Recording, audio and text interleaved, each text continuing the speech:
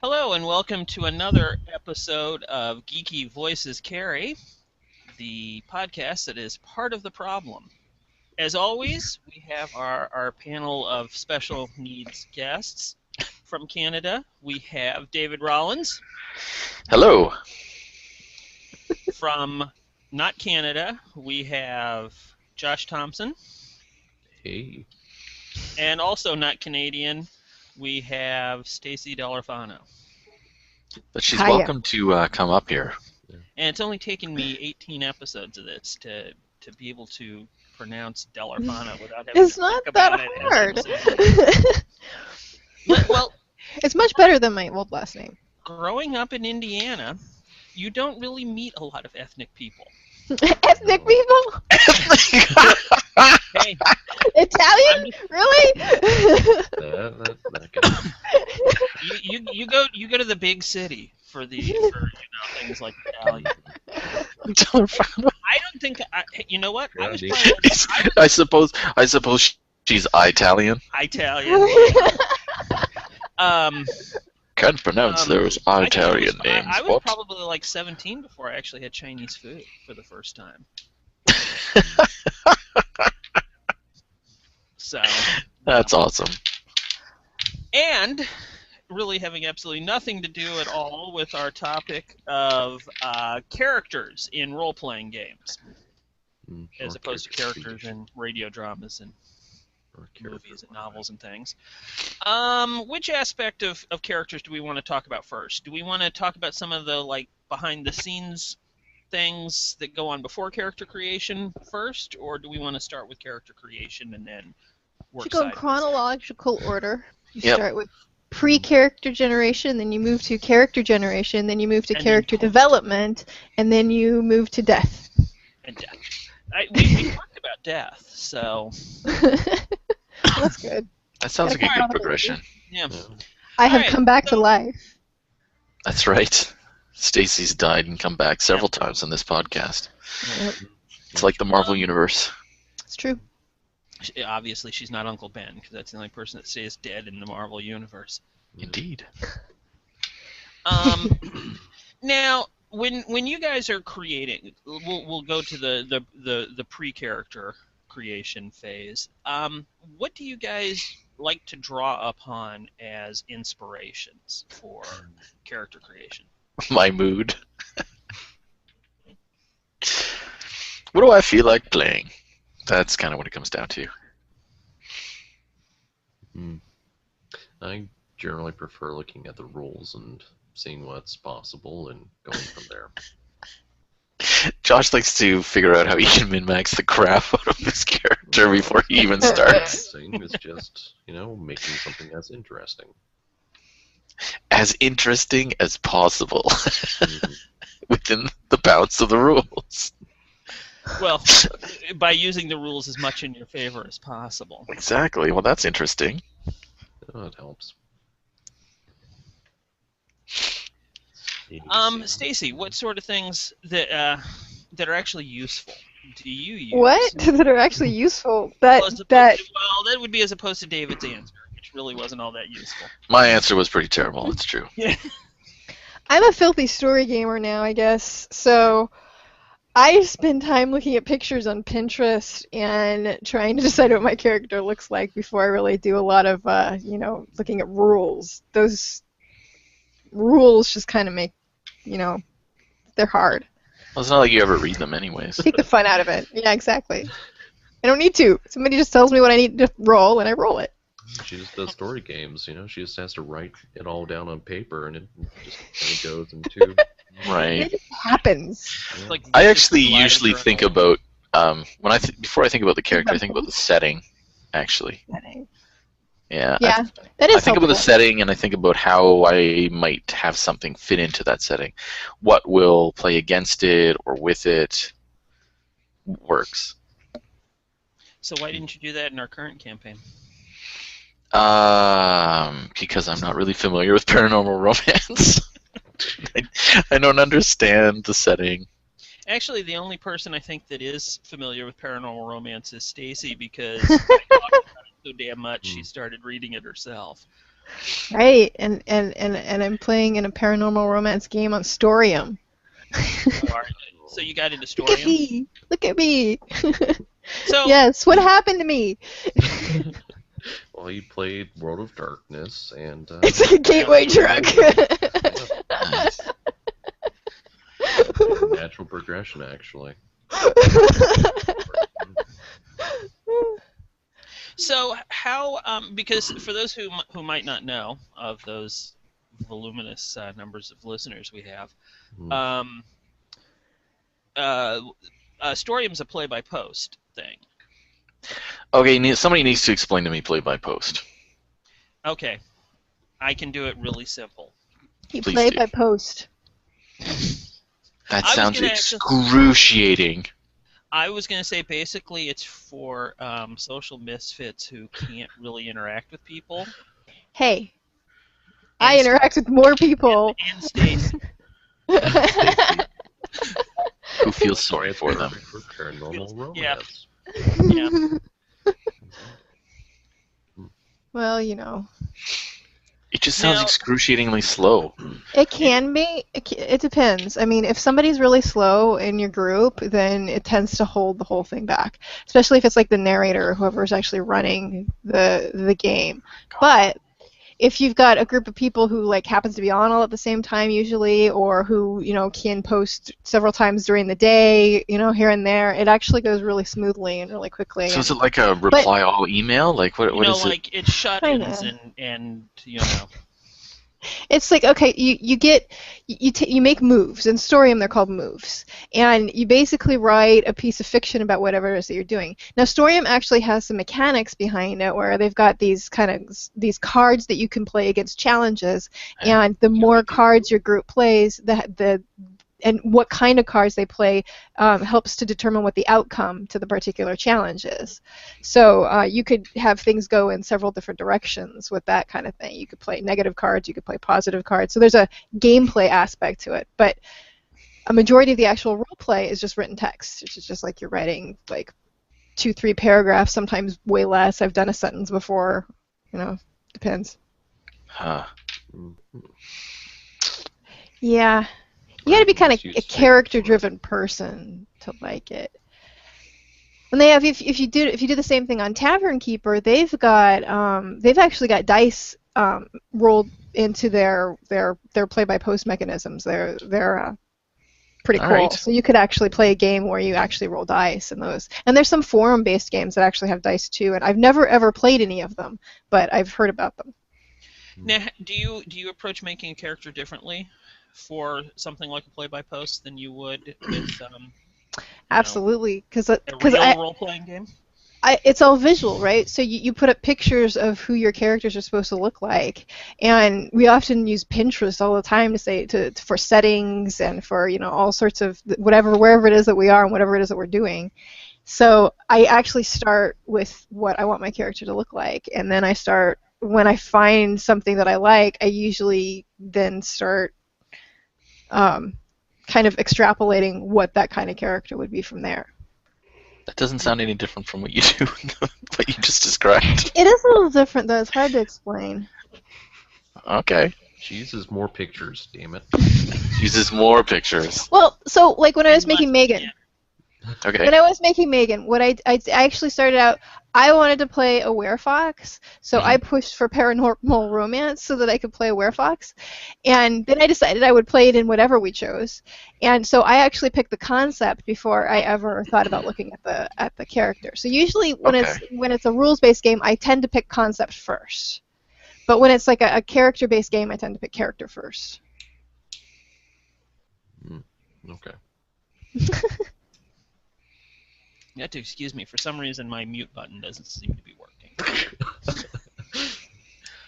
I've got a cough, and every time I go to mute to cover it, it doesn't mute me. I see. I thought that just meant we got double the snide comments. Need inline kill switch. Yeah. All right. Well, that's interesting. Little aside. Sorry for derailing. Well, But no, we're still talking about character creation, so it's not really that much of a derailment. That's true. I just I don't know.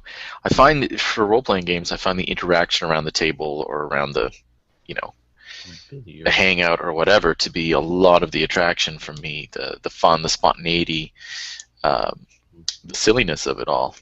And It's a different kind of game. I mean, it's not. Yeah. You definitely don't get the same things out of it. You get something completely different out of it. It's like playing a board game. Well, that's just D&D 4th edition, but you know. No, that's a video game. Oh, let's not go there. Let's not go there.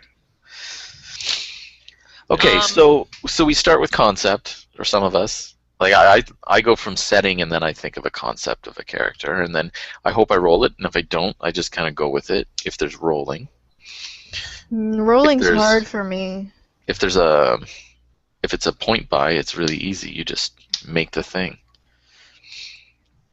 Rolling is very easy. You just get one of the dice roller apps and you just keep going until you get the stats you want. You get what you want. That's all 18s! You know how long it took me to get that? How many monkeys? 14 hours of clicking that button to get all 18. It's okay. He just does it while he's farming on World of Warcraft. There's an app for that. 3 million wolf pelts and all 18s. Only took me 17 hours of straight play.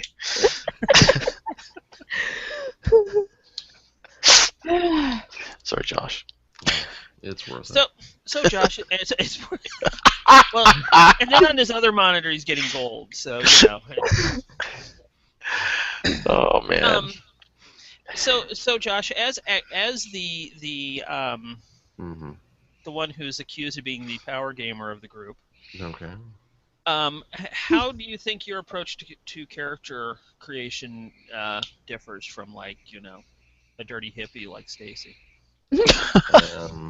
Well, obviously, California people don't really care about the image too much at the first. I just really think about what the character can do or would be able to do, and then just kind of build the character around what it can do. So, you know, just looking at, like, for the Rifts game, I was looking at the different races that it could be in those stats, and then I was looking at the different which give you the best bonuses. Classes that I could use with it, and then just trying to mix and match something that I thought was really cool and also would be pretty good, and just go with that. And it just kind of, the character builds out from what's chosen, basically. Now, how did your approach how is it different from, like, Rifts, say, to the Fate game? Now with this one, I just went with, well, since we kind of had, you know, a general range of what we needed to be, and also I kind of got stuck in the hacker position regardless of what I was going to choose. So that's kind of went with a character that was we were mean in railroading your character kind of creation, pre-made. Yeah, that's why I went with the Alp, just because it was already pre-made and I could already just go ahead and use all of the really nice abilities it had. So it worked out.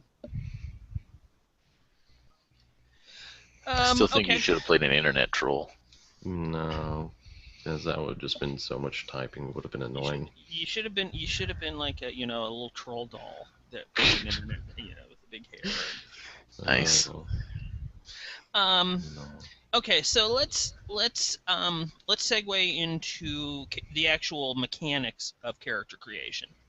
Mm-hmm.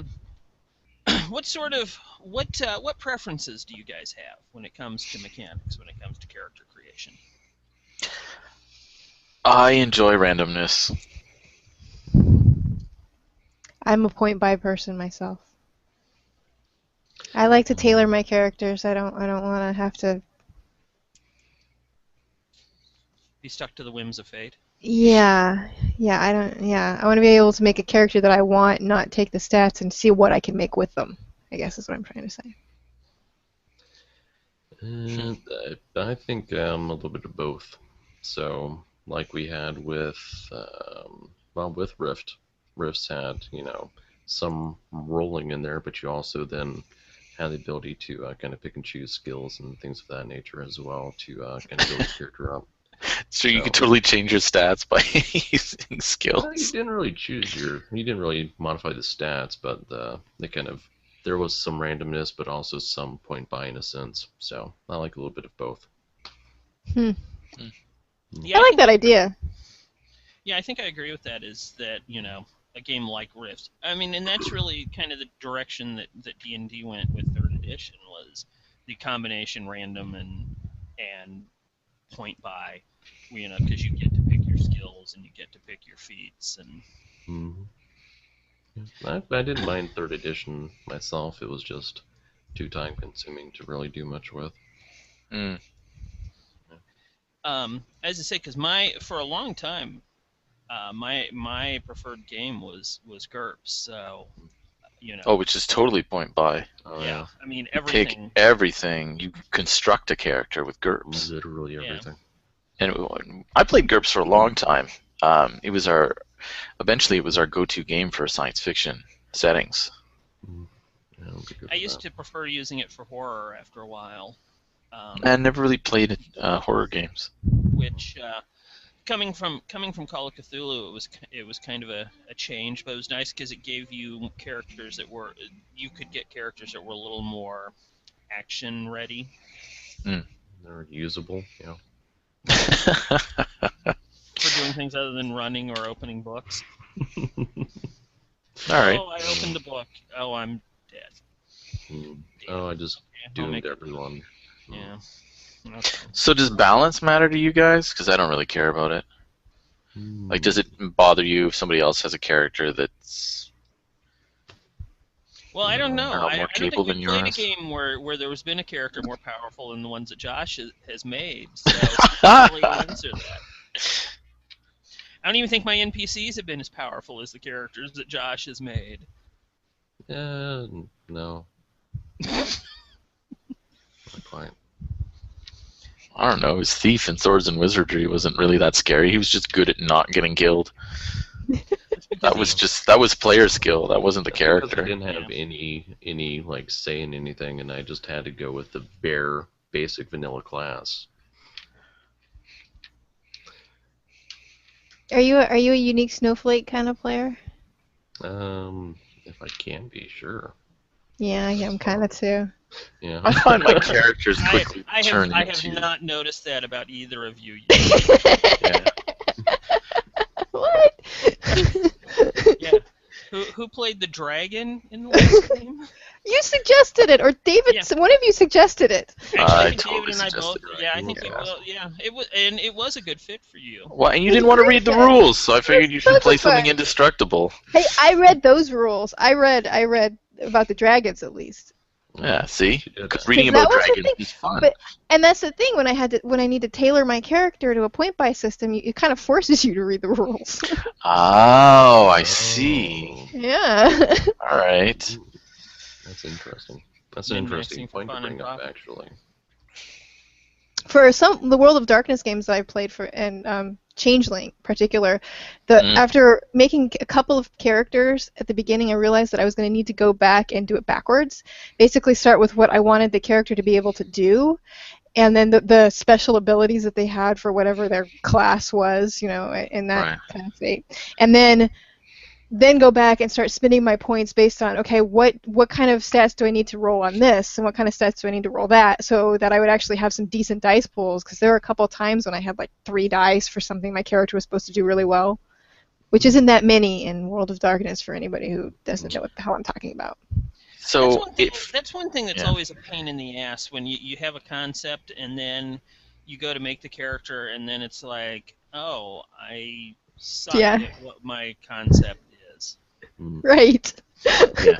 Or Josh is better at it.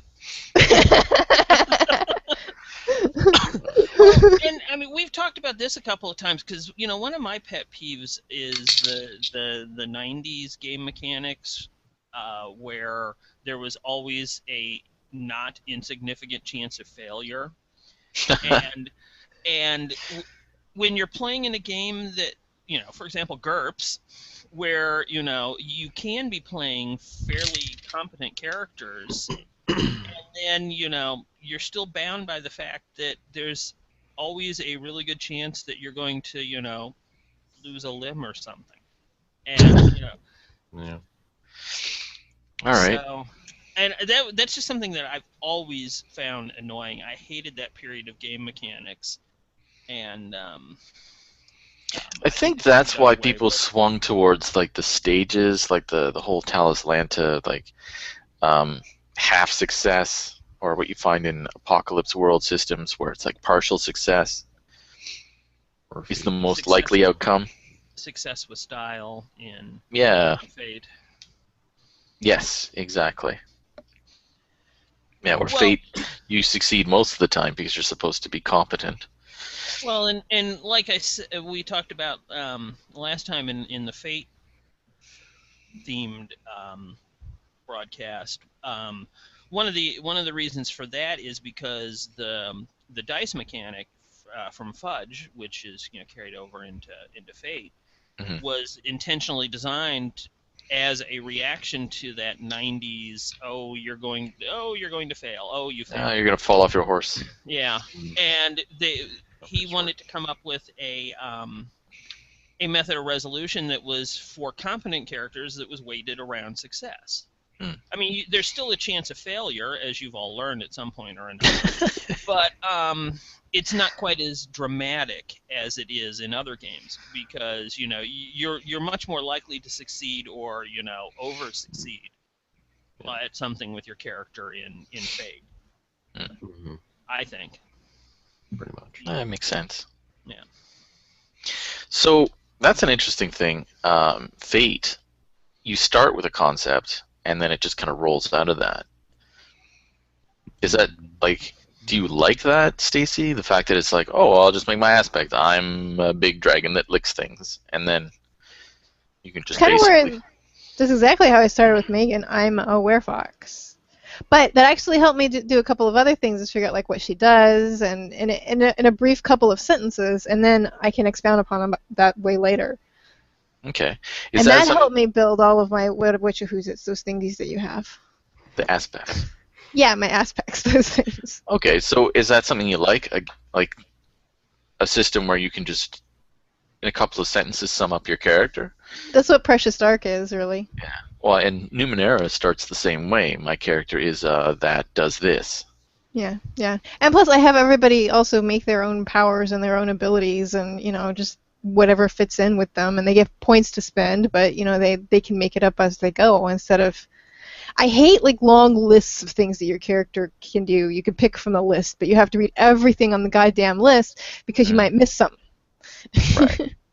I just want to be able to say, I want to be able to do these neat things. Okay. There. Well, that's one of the things that I like about Fate too. Is it plays that way, where most of it is player created. So it's like it's like I don't know what my point was. We'll move on. It's player created skills. Yeah. What sort of mechanics do you like in your character creation? I mean, do you like cover that? Or are you talking about other kind of mechanics apart from point buy and stuff? Yeah, I mean... Okay, well, I like to discover a character. I like it to happen because part of the fun for me in these games is to play something different and to stretch and to discover the character through play. So rolling a character randomly, I could roll everything start to finish randomly and just get this thing and love it. Because it's going to unfold through play, whatever it happens to be. So I like randomness. You would love DCC RPG, then. Really? Really? Oh, I wish they had better art. Yeah. Why, is the art bad? Oh, the cover art is terrible. It turns me off the whole game. Is it like this big, the book, or something like that? 400 pages. 7,000 pages, you said? Yeah, it looks like they use pencil crayons to make their Wow. cover art, and I just can't get around it. It's like, okay, I know that you're going for this Judges Guild kind of vibe, but you're just look like you don't care enough. No, you would enjoy the game. Mm. Well, We'll have to run it sometime. Maybe if I wrapped it in like brown paper and drew something cool on the cover. Well, you can do that too. I think Josh is telling us that he wants to run a game of DCC. Maybe somebody other than Josh. That we're going to broadcast on the air, so another community can be pissed Sarah- off about Josh's GMing abilities. Yeah. I think Sarah runs DCC games. Really? Probably. I think so. Ooh, She runs That'd all be sorts interesting. of old school stuff. Yeah, she does all sorts of stuff. she's all kinds of clever. Yeah, she's young. Her brain is yet to atrophy like some. So. Atrophy. That kind of implies that I didn't take an active role in the destruction of my brain cells.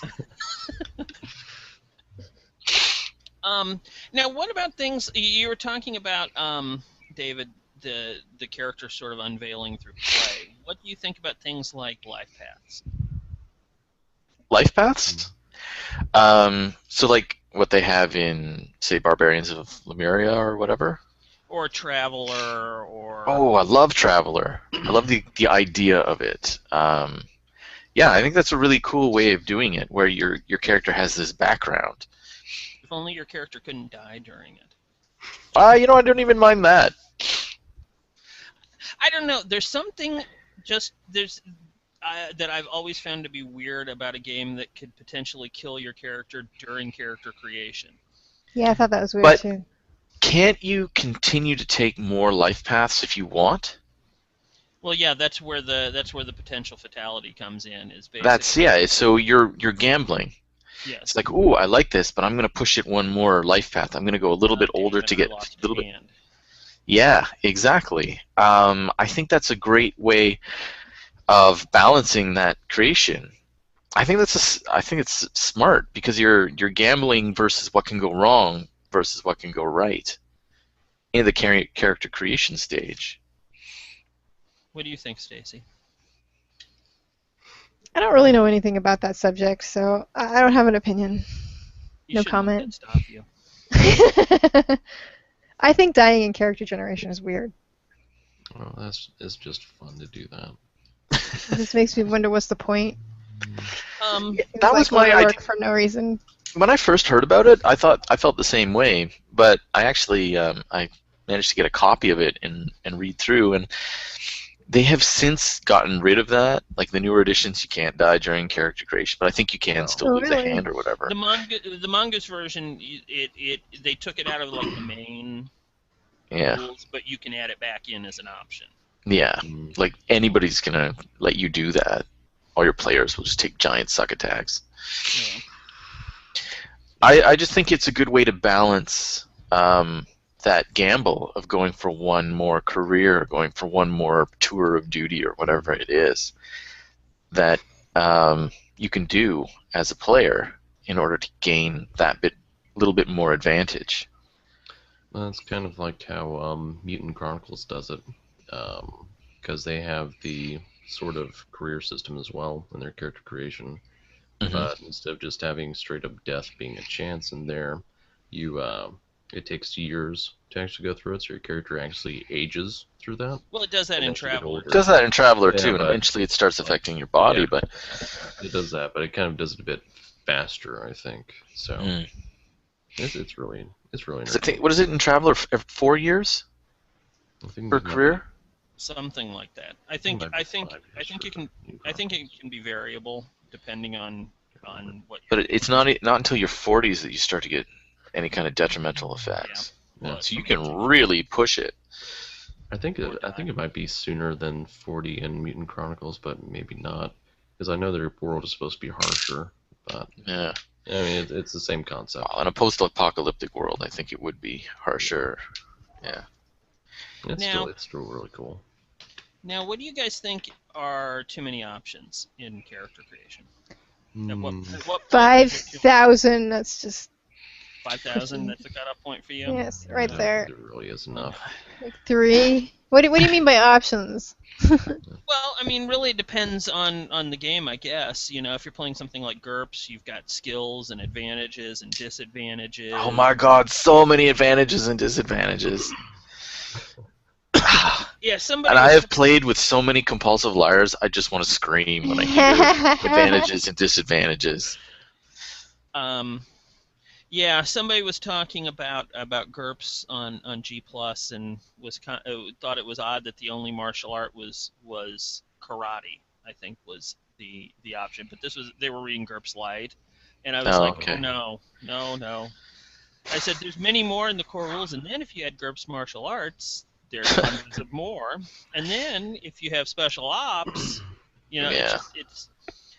I mean, obviously that's a sort of you get to decide the amount of crunch, because I don't know how many when I was running GURPS regularly, I don't know how many times I'd say, okay, we're using the core book, the character compendium, and like 2 supplements. I would use fewer books for GURPS than I used for Rifts. You guys got a lot of books, character options in our Rifts game. That was pretty and I just played a Leland Walker. Yeah. Well, I mean, I think as long as the options are good and entertaining, then it's fine. I mean, as long as it's like throwing in there just like random boring crap, then what's the point really at that point? So what's an exciting character option, Josh? Let's see. Well, being like part horse is kind of cool. Shooting laser beams. Freaking laser. It's a brawny with a freaking laser. I mean, those are all cool. So, but I mean, if you're like choosing between a short sword or a long sword, and there's like very little difference or something, then not much point there. What are exciting character options for you, Stacy?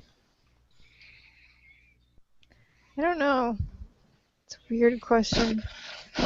Well, I'm kind of interested. I'm still interested in what Josh was saying. So, you want weapon choice to be more than just flavor? It has to be have a meaningful. That was just like an example, because there's a lot. Okay, but say you're in a fantasy campaign, like a fantasy setting. Would you want there to be an actual difference between using, say, a polearm and a sword? Yeah. I would. Like you would expect a polearm, the reach, to have an actual effect on the rules. Yep. Okay. Because I mean, there's really not too much point in having it otherwise.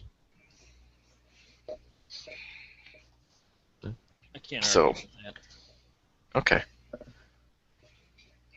Sorry, go ahead, Stacy. Were you going somewhere with that, David, or? No, I'm interested in that idea because, the die differences. This is one disappointment I find for Dungeons and Dragons, is that, and all the clones, is that a polearm does D10, and so does, I don't know, a two-handed sword, and so does a bunch of other things. D&D needs is more machine guns. Indeed, more machine guns. But it doesn't have any effect. Like the fact that somebody's coming at you with a dagger, you have a spear. You should be able to keep them away from you with your spear. You should be able to stick them before they get anywhere near you. And yet, in second edition D&D, a polearm had a much slower weapon speed than a dagger did. So based on initiative, you could sneak around that polearm and stab the guy long before he had a chance to bring it to bear. That's why World of Darkness has stats for 40 different types of katana, right, Stacey? Katana? I said it wrong the first time, and I tried to correct myself.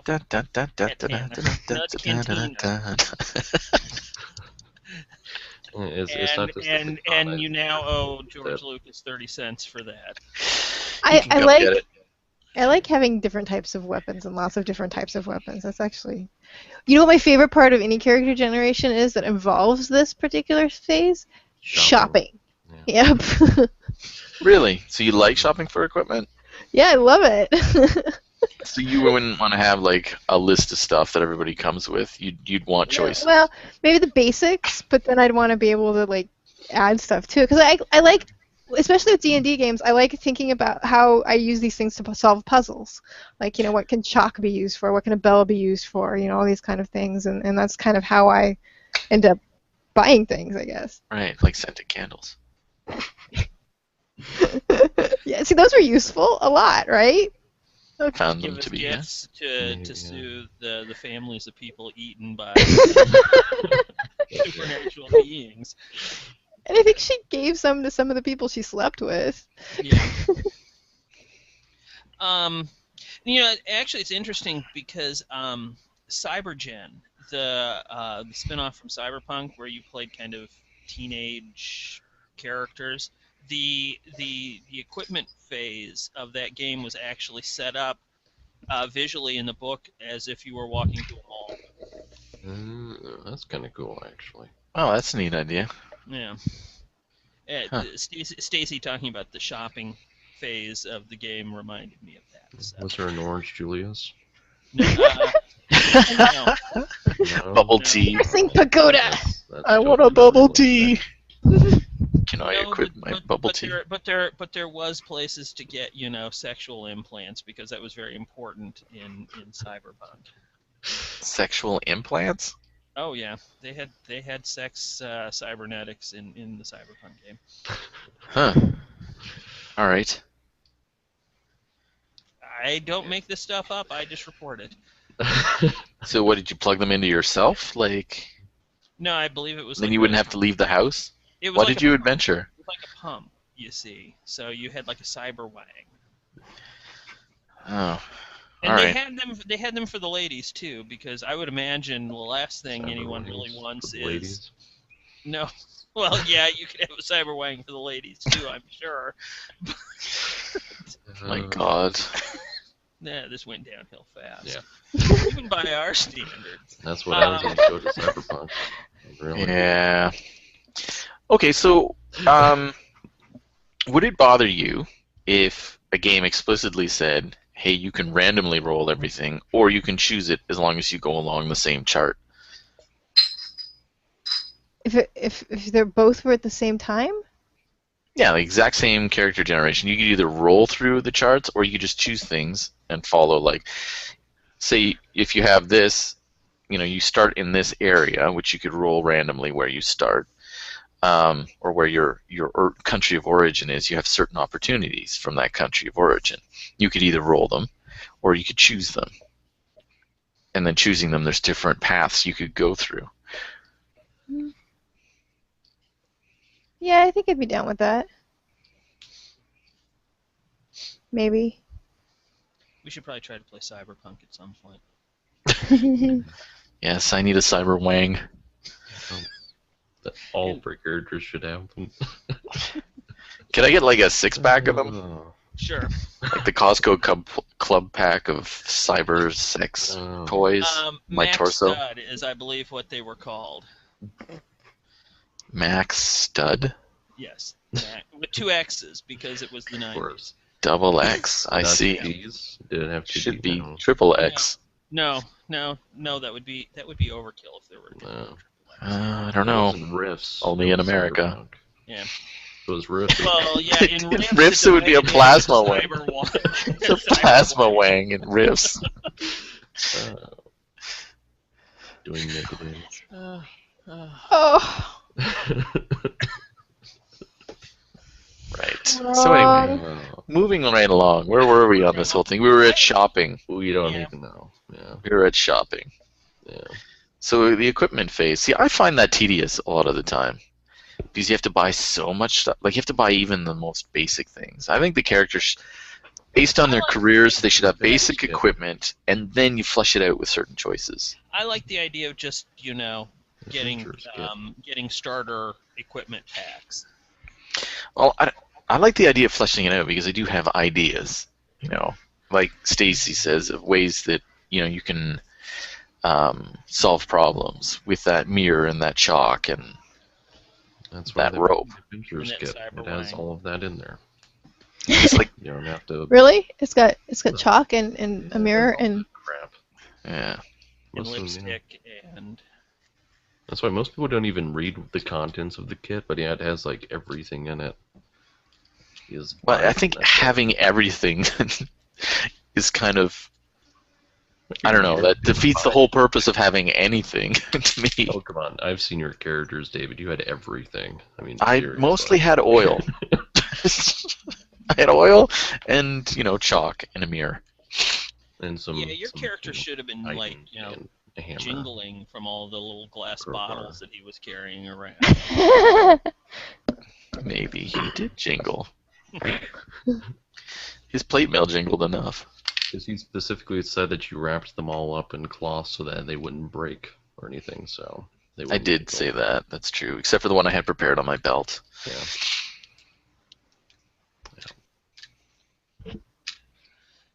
I go into a lot of detail with, as much as I hate it, I go into excruciating detail with my equipment. And I always use the encumbrance rules as they exist. You seriously? Oh my god, I hate encumbrance rules. That's I hate them too, but I won't break them. I think you were the only one in our Swords and Wizardry game using encumbrance rules. There were no encumbrance rules in Swords and Wizardry, so I just tried to keep it reasonable. No, I think there actually was encumbrance rules. Not when we started. We started Well, with not when we zero, started, like with white box. No, but by the time we completed, yeah, there were. Are there? Oh, I never found them. Should have been paying attention. Well, they put them in a weird place, and it was like part of a paragraph about swords. Yeah. So it's not like Zephyr's where you get like 3 items. You have a rope and a torch and a bag. Go. Go for it. It's based on the old Conan game, right? So you have nothing. It's sword and sorcery. You're lucky to have pants. And you don't have those. No. You have a loincloth in your. You might not have pants. It's very likely you have no pants. That's but what, if you're really lucky, you have a rope. Games need is more pantsless character creation. Yeah. Well, it's barbarians in Lemuria or Lemuria. Or poutine, as you call it in Canada. Poutine. Poutine. It's pronounced poutine. Only by you. Well, and the people who invented the word. I don't know. I've heard Canadians use poutine. So. Yes, but they're from Montreal, so what do they know, right? Yeah, maybe from the western half of Montreal. They're all Anglophones anyways. What do they know? Poutine. Good lord. They're not proper Francophones. Francophones. And on that note, we should segue into the something cool segment for this episode. Oh yeah, cool. Something cool. Shit. And there goes the family rating. Just And you managed to make like 48 minutes of that. That's awesome. I didn't quite finish it. You get the gold star this week, Stacey. Yay. You get a compel for your aspect. Do I get a face point, or do I get a fate yes, a fate point for avoiding the F-bombs Sure. that are so much my want? So who wants to go first? Since apparently, well, Josh, you get to go first because you just pick something at random out of the room around you. So go. I could go first, so there's not dead air. I think Josh died.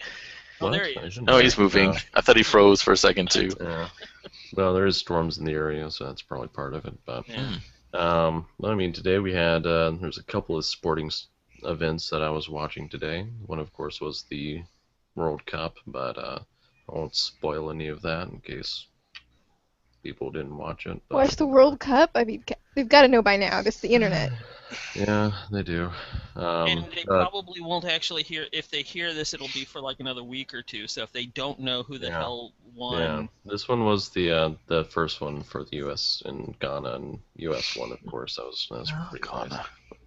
Though Ghana should have taken that. They were much better players. Yeah, we really shouldn't do very well in the World Cup. No. I mean, that was just wait. But also, the DreamHack Summer is going on right now. That's happening in Sweden. That's a big esports gaming festival, as you could perhaps call it. And the Counter-Strike Global Offensive tournament finished up today, and that was very exciting to watch. And if you do want to catch that, you can catch it at twitch.tv/DreamhackCS. I don't know what any of those things are. Me neither. It's a video game tournament. It was really great. Oh yeah, and it's like broadcast. It's Oh, a bunch yeah, of geeks totally sitting broadcast. around watching other geeks playing video games. And Okay. the winning team got $10,000, so that was pretty sweet. Yeah. That is pretty sweet. Yeah. It's more than I ever won curling. And I think they had something like 120. Yeah, they don't give away little bottles of booze viewers. as a video game prize. Yeah. Although that's not as much as the Magic tournaments, the big Magic tournaments give a lot. The more really than big that. ones. Well, this is a relatively small tournament. The bigger ones for CS:GO, I think they had one just a couple months ago. That was about 250,000 in prize money for Holy. that. And then, of course, the actual more popular games like Dota. Actually, let me check what Dota's gonna be up to. You know, real quick. it's funny you're talking about this because I've been watching the new season of Heroes of Cosplay, and Mhm. you know, Oh yeah. it always has them flying off to some competition, and then the prize is like $2,000. And it's like The plane ticket costs more to get there. Like, the plane ticket and the fact that these people are making all of their costumes from scratch and they're like, fabricate. I mean, like there was this one guy in the episode that I was watching today. He was fabricating wings using foam, and like he was making layers of fiberglass, and Mhm. it's like, That stuff's really elaborate. yeah, you've got to have spent more than $2,000 on this costume, and Mhm. do you think they're sponsored somehow? Like, or there's some way they can monetize their cosplay? some are actually. Don't people one buy thing- their pictures and stuff? Well, yeah, there's stuff like, oh boy, a whole $5 or something. Well, actually, it depends. I think like some of the big name ones can be almost as much as like a celebrity. Yeah. At signing at a convention, but the one team, the women actually, and this I actually thought was kind of cool. They were authorized like BioWare cosplayers. Oh. And they work with BioWare in developing the like outfits for characters, so that it is things that can easily be made by cosplayers. So they cosplay first, and then they design the costume based on that? No. Sometimes they're actually involved in the design, Yeah, design process. That's what I'm. Yeah. So they Because in this don't do episode, that. Those panels are hard to make. Yeah. That armor Well, and won't in be this, comfortable. one of the women was actually she was cosplaying a character that hadn't premiered yet. Okay. Oh, that's cool. Probably like So. Dragon Age Inquisition then. Yes. But okay, well, just to wrap up on mine. So Sorry, Josh. Yeah. talking about- I was kind of stalling because I knew you were looking for something. Yeah, so- I got it. Just real quick. But just for reference for some like the really really big esports tournaments, the International for Dota 2 that's put on by Valve, the current prize pool for it is up to over $9.5 million. What? Well, that's Yeah. the whole pool, though. That's That's the whole not pool, just but the winning team is going to get a well big chunk, over. yeah. They get a big portion of that. So Well, and of Wow. course, there's That's also awesome. there's also merchandise and things like that, and they're just figuring the monetary value too. So Yeah, still. yeah. well, actually, that's that prize pool is funded by them already pre-selling stuff, so that's all built up in advance. Wow. That's pretty awesome. So what about you, That's- David? Oh, my something cool, actually. I found it while cruising Kickstarter. So I found the Kickstarter first, and then I found the thing that was being kickstarted. It's a webcomic called Strong Female Protagonist, which has a terrible name, but a really compelling story. The Kickstarter itself is almost over. By the time anybody listens to this, it'll probably be well over. I think there's only about 2 days left on it, and they're over. They're well over their funding mark. So it's not like they need more people. But I'm sure they'll print enough that you could buy them afterwards if you hunt it down and like it. But anyways, it's a really interesting idea of a webcomic. It's like a superhero who tries to have a normal life after being a superhero. Mm-hmm. And Well, at the same time, or like retired from superhero-ness? She's retired from superheroing, which she started when she was like 15. Wow. And yeah, so she's all messed up, right? And I found it's really interesting how she has trouble relating to everyone around her and how it's almost impossible for her to have a normal life. And it really reminded me, like I was able to identify just because it was very similar to my experiences when I got out of the Army and went to college. Like I had a certain willingness to use violence as a solution to problems that I think everyone around me could just smell on me. And so I was rarely challenged physically for a couple of years after I got out. Wow. And I was just out of sync with everybody. And I was aware of it. It's a weird thing. And I see it portrayed in a very realistic way in this comic. That's interesting. Yeah. So, and I just like the way they're dealing with the ideas of it. Yeah, that's really something you don't see kind of portrayed a lot in comics. Although I guess, well, for some, the highly inappropriately named sex dealt with that too. It was the main character's a male retired hero, and it's him I think he was the sort of, because it's been a while since I've read any issues, but I think he was like a sort of a Batman-like character. Okay. And it dealt, he retired and then just really couldn't interact with normal people. He just didn't have a frame of reference for dealing with normal people without, beating them up or something. Yeah. I could see that. Punch. Yeah. Well, and his body language would be completely wrong for all the people around him. Like it would scare them. Yeah. And that's what this girl has to deal with too. She can't even get a tattoo because she's invulnerable, right? Like it's just all her friends are going for tattoos, and she's like, okay, well, have fun, guys. It's like, oh, come on, you only live once. It's like, no, I just literally can't get one. But you guys have fun. I'm just gonna break the guy's needles. You need a kryptonite needle and. Yeah, exactly. Some crap like that. All right, what about you, Stacy? Oh shit. I got she the just heard about this webcomic that she's really into. It's really cool, and yeah, this guy told me about it.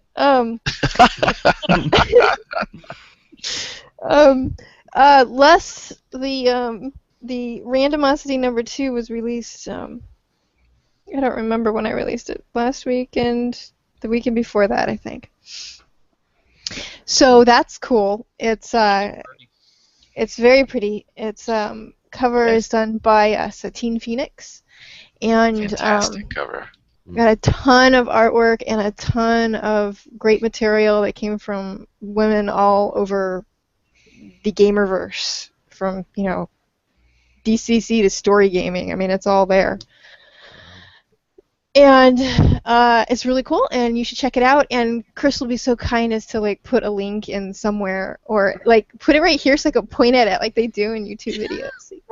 Let's click here. Yeah, with our really high production values. Right. Yeah, I'll add that right now.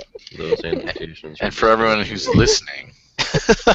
It's just $2 plus pay what you want if you want to pay more, and I'm very disappointed in you, David.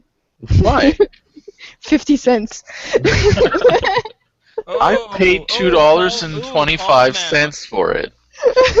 I gave you an extra 2 bits, and I thought that was money's tight for me right now, and I thought the extra 2 bits was fair. Why are you disappointed? I could have just paid the $2. Kyle gave me $5. Yeah, Kyle's sucking up to you. Kyle, I think he got confused by. You know what? I think Kyle got confused by the exchange rate, and yeah, he was thinking like, oh wait, they used a system of 12s or something. Am I buying a liter, or is it? Yeah, I think it's just this. I'm just saying, that's all. Just saying.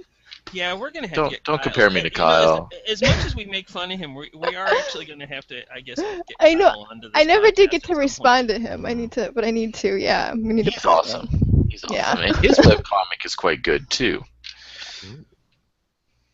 I'm signing him on to do a comment for the next randomosity, actually.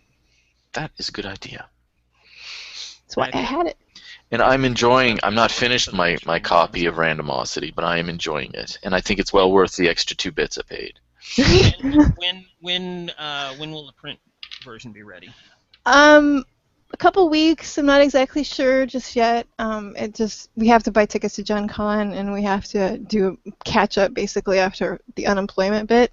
And then I'm going to have a small print run, and then possibly a bigger one after that, depending on how that goes. Are you gonna bring any print copies of Randomosity with you to Gen Con? I'm going to try. Ooh. That would be cool. I don't know if I'm going to be able to, but I'm going to try. Just dump them into random people's bags as you walk by. Well, I'll be bringing the horror ones anyways. I still have like 80 of those left, so I'll bring a good handful of those. But And hopefully we'll have this one printed.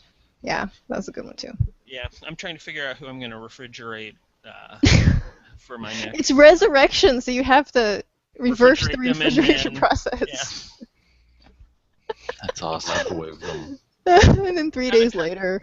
How to put heads back onto beheading victims. Yeah, that'll be a useful article. The last 2 themes of the year before we make a 4-volume issue are going to be Resurrection next, and then immediately after Resurrection we're going to do Revolution.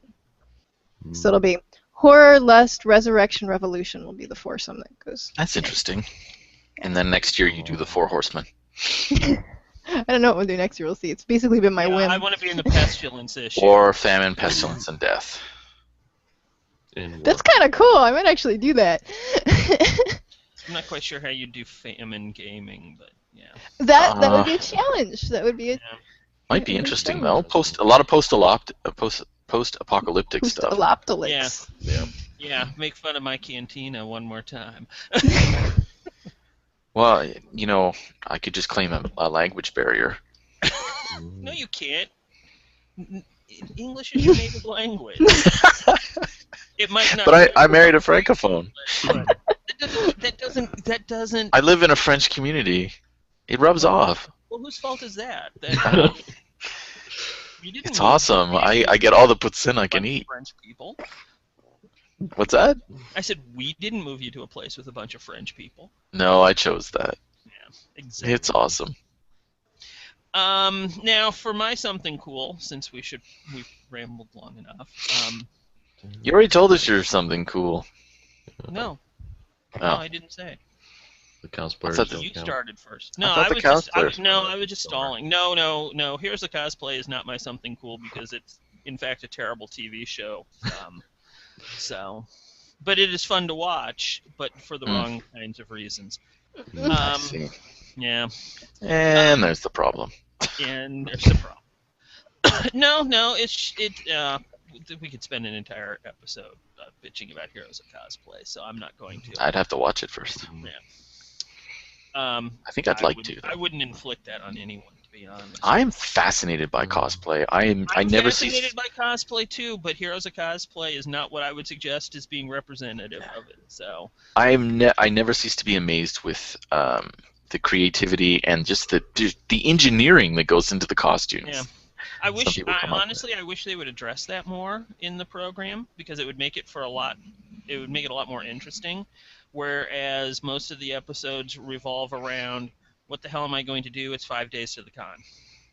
See, and that's strange because isn't Yaya Han involved in that? Yeah. If you look at her DeviantArt page, like she always talks about the construction and she'll show she's not a competitor anymore. No, I know she's not a competitor, but I mean she's involved with it. She's like, you'd think that her values would have something to do with. You would think. They would pick up on, hey, why is she popular? Oh, because she talks about how this stuff goes together. Yeah. Not just, the fact that she happens to be a talented model as well. Yeah. Although I was kind of upset in the last episode, she was bitching because she has to wear glasses now. Oh, yeah? And she felt it was completely ruining her cosplaying because she can't. I mean, because doing because she does a lot of her own sewing, and that really screws up your eyes. Yeah. Oh, yeah, I could see that. Years of just focusing on those little teeny tiny details Mhm. like that. And she said some things about. It's funny because she has been very careful about not like body shaming cosplayers, but she said some things that I thought were rather insensitive about having to wear glasses. So, which I thought I was would bitch if I had to wear glasses. I got my eyes fixed, damn it. You And I do know, have to wear glasses, and I do bitch about it all the time. So I hate wearing glasses also, but I wouldn't shame somebody else for wearing them, I guess. What I thought was interesting, I don't know if you saw her Skrull Storm costume. no. She did. That sounds kind of cool, though. Well, yeah, and it was a way of getting around the whole blackface thing, right? Because she's like freakish on the details. She wants everything to be perfect, and she couldn't be Storm and darken her skin, right? Because people would get mad. So she became a Skrull and painted herself green, so she could be a Storm Skrull, paint herself green, and be completely accurate. Yes. Just add like the things on her chin.